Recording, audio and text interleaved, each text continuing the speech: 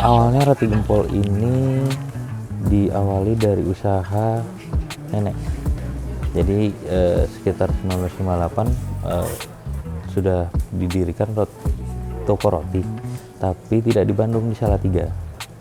Di Salatiga. Kemudian ketika mama sama papa menikah dan kebetulan pindah ke Bandung, diputuskan untuk melanjutkan usaha nenek.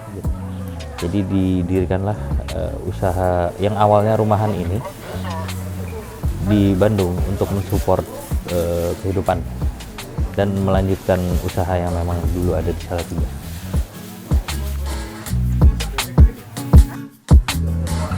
Persiapan mulai untuk produksi mulai dari sekitar pukul 5. Dari bagian produksi biasanya menyiapkan mengoles loyang, kemudian menimbang dan menakar tepung terigu. Kalau dari tokonya sendiri karena buka pukul 7, persiapan dimulai sekitar pukul 6 lebih. Dari pukul 7 sampai pukul 9 malam.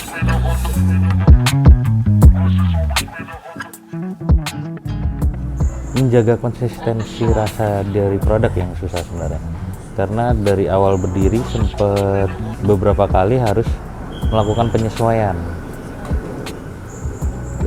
mencari ada supplier yang ganti, jadi si tepung harus diganti, jadi harus research lagi gitu. Nah kadang itu yang menyulitkan.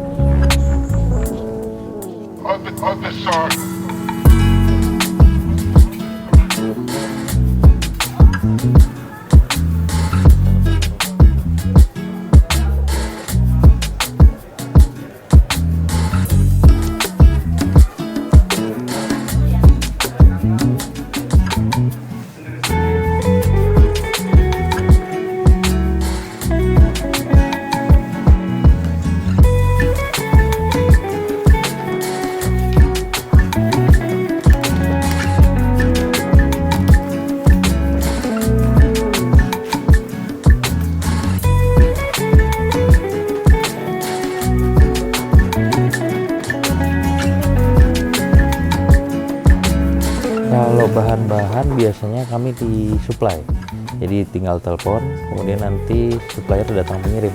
Jadi nggak ada perkiraan waktunya, tergantung dari suppliernya sendiri bisa ngantar kapan.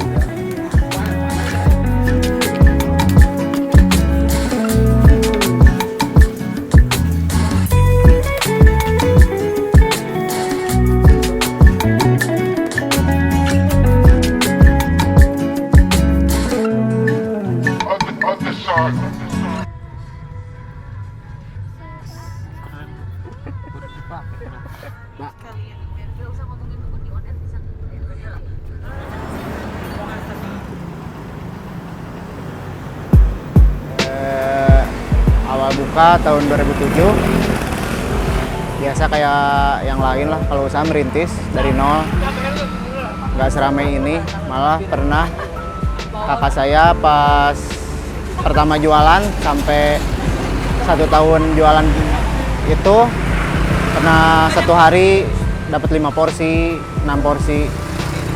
Tapi kesininya alhamdulillah sekarang udah rame, udah 25 kilo per hari mie-nya.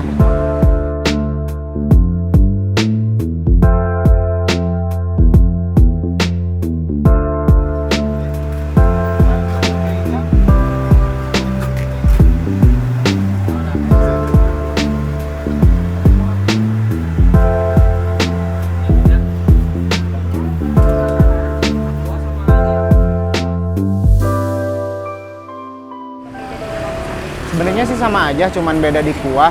Kalau mie kuahnya punya kentalnya aja. Terus sayurnya pakai kangkung aja. Udah sih itu aja. Terus kalau lomi kan awalnya khas Chinese ya, makanan Chinese. Cuman kita maaf ya ini versi halalnya.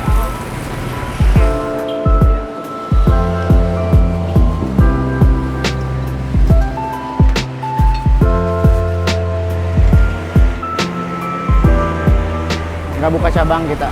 Banyak sih di online yang mengatasnamakan Lomi Lombok, tapi bukan. Kita nggak buka online.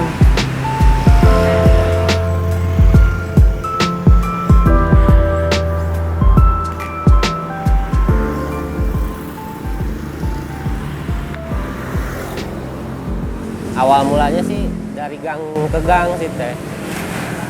Dari gang ke gang, kenapa disebut sate gendong Bo Ayu ya memang dulu digendong-gendong gitu. Kalau untuk ibu sendiri sih dari tahun 70-an.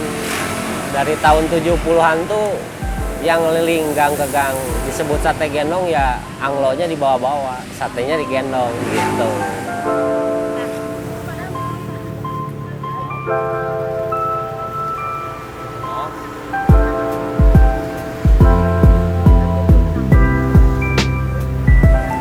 Kalau untuk andalan tersendiri sih ya sate jandonya gitu. Orang pada penasaran sama sate jandonya. Kalau untuk sate ayam sama sapi kan udah biasa ya. Kalau sate jando kan kedengarnya apa gitu. Jando tuh apa? Oh, ada yang bilang jando tuh janda. Padahal kan jando tuh bukan. Karena jando tuh memang bagian dari sapi, bukan kita yang namain. Memang bagian dari sapi. Jadi sate jando tuh kelenjar susunya. Bukan airnya, tapi kelenjarnya, daging susunya. Gitu.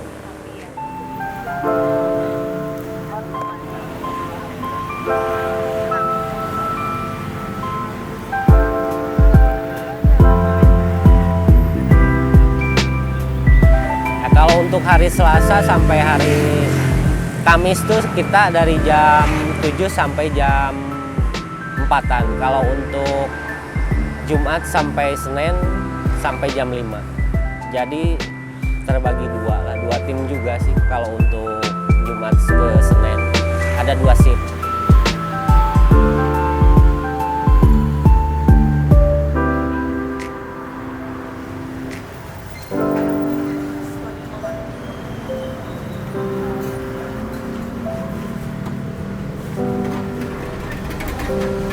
Kalau kita buka dari jam 4 kalau masih ada sampai jam 12.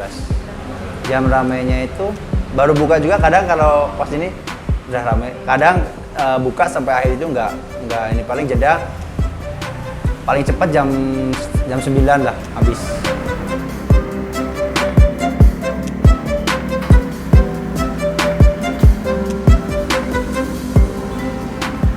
Kita menu ada 2 aja, jahe sama pandan, cuman di situ kita adain es sekoteng karena dari anak ITB dulu yang adain es sekoteng itu anak ITB. Mas adain es sekoteng dan akhirnya yang favorit malah es sekoteng.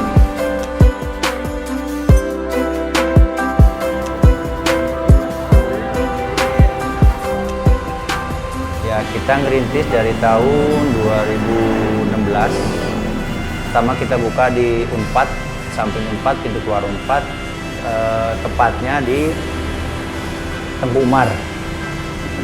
Kita berhenti di situ dari tahun 2016. Kita pindah ke Lodaya, terus pindah ke sini. Ya pokoknya dari 2016 sampai sekarang lah. Jadi sejarahnya ini kenapa kita kasih nama Skuadron Bangkok, kalau di sana itu namanya Cheng Teng.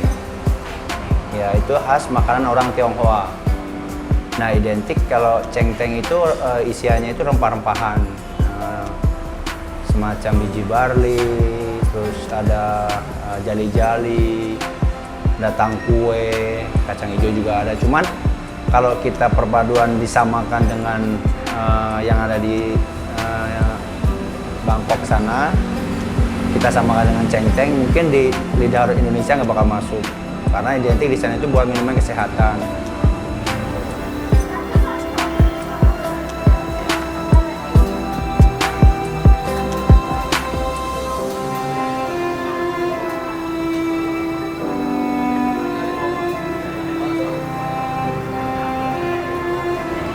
Ya intinya kan di Bandung ini kita belum ada, jadi kita mencobalah di kota besar ini. Ya alhamdulillah berjalan sampai sekarang.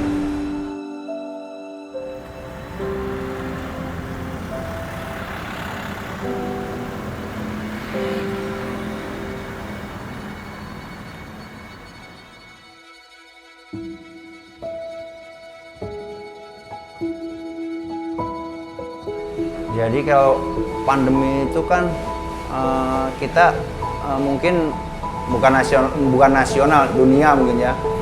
Jadi perekonomian itu terpukul itu ya karena waktu kita dibatasi. Kita buka jam 5, misalkan jam 4, jam 7 harus tutup. Terus kita PPKM mikro darurat, nggak boleh makan di tempat. Ya kendalanya di situ. Ketika pandemi kemarin sangat kesulitan ya, karena peraturan dari pemerintah juga, dan kebetulan Roti Gempol ada di ring 1, jadi banyaknya jalan yang ditutup bikin membuka toko pun sulit gitu. Pas sebelum pandemi rame ya kayak gini biasa. Pas ada pandemi dapat 30%-nya, 70% hilang. Perbedaannya sih pasti jauh dari sebelum COVID. Kita anggaplah kita seharinya dapat 100.000. Nah datanglah COVID nih, paling kita di angka 20 ribuan. Pelaku UMKM menjadi salah satu sektor yang mendapat pukulan berat akibat pandemi corona. Data dari BPS menunjukkan pada tahun 2018 tercatat ada 64,2 juta UMKM di tanah air.